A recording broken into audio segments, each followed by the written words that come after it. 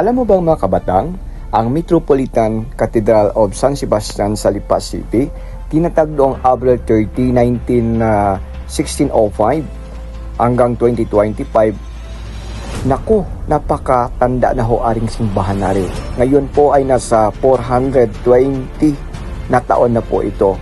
December 14, 1957 ay binuksan ito at sa lahat ng mga Batanggenyo at iba pang mga tao.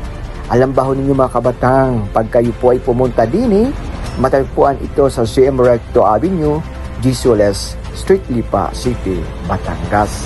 May kasabihan nga ho ang Batangas pag kayo ho nandini sa Lipa at Batangas, ay nako, maganda ho ang inyong kinabukasan dahil nga ho sa bigay ng biyaya ni San Sebastian.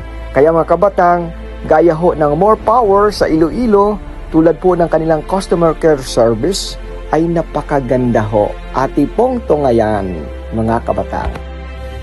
I-share ko lang sa inyo mga kabatang, ang customer care ng More Power sa Iloilo City ay very organized. Kaya ito po ay matagpuan sa Del Rio Hotel.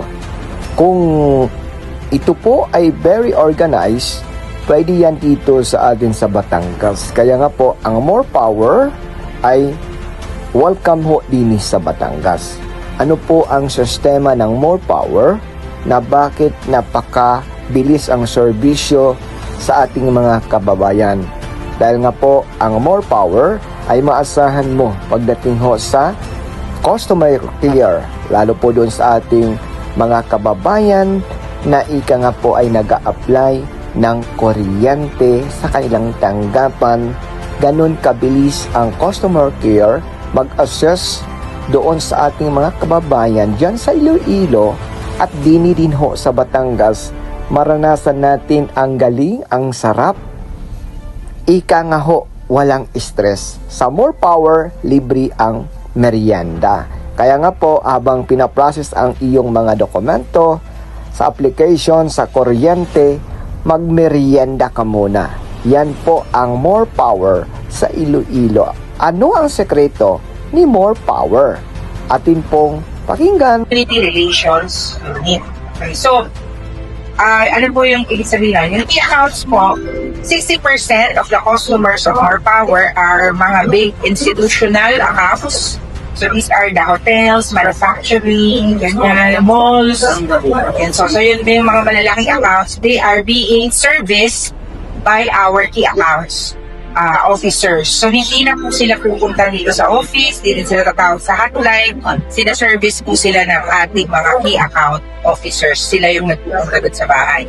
And then, we also have the community relations officers. Ito naman po, Iloilo City kasi has 180 barangays. And so, pag may mga need po yung mga barangay, so we do have a chat group with all the barangay captains and barangay officials. May Viber group po kami doon para kung may concerns, doon po nila pinaflag and then yung amin pong mga community relations pumupunta po doon. When More Power took over, dahil mga 60,000 customers po nung time na yun, parang it's impossible for them to go all sa isang office kasi po para pag siyempre po ano na sila sa amin, di ba? Lilipat na. So, para po mas madali ang ginawa ko ni More Power, kami po ang pumunta sa mga barangay, nag-build po kami doon ng mga mobile offices. So, lumilipat-lipat yung office na yon so that customers can be catered. So, ganun. Until now, we are still doing that, especially pag may mga projects. The very recent one is yung Lifeline program ng DOE at DSWD. Yung Lifeline po yung mga indigent customers po or yung mga 4-piece, yun po.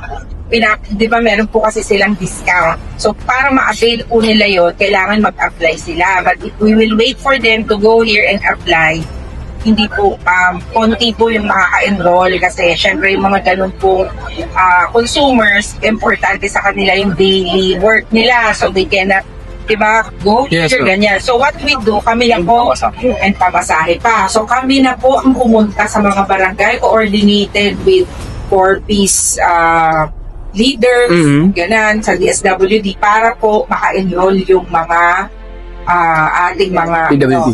yung ating mga indigent. So, ang enrollment po namin doon versus sa target, mga 90+% po. So, lahat ng distribution utility sa buong Pilipinas, kami po yung ginawang example ni ERC on how we did that campaign para mapopulate po yung enrollment ng Lifeline register.